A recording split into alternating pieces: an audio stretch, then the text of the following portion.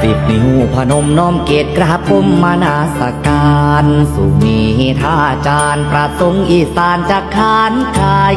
วิสุทธิสงฆ์เป็นอุเอกองค์ธรรมวินัยสืบศาสตร์พระไตรแห่งยุคสมัยเทราจารย์ทรงผู้แตกฉานด้วยปัญญาญาณแจ้งสอนสิกขาทั้งสองคัดค้าทั่วราววิปัสสนาภูมิมาจารีถวายชีวิตพระศาสดาปฏิปทาสองทางปัญญาวินัยนิกรสุดแสนอ่อนสอนย้ำเพื่อนเทศสอนแสดงธรรมกล่าวด้วยถ้อยคำนำอำมาริสุนจิตใจโชติปัญโยมหาเทโรเมืองไทยจันทารังแจ้งวิสุทธิแสงมณียำไทยส่องดาวเด่นใดสว่างไปไกลถึงดินโพ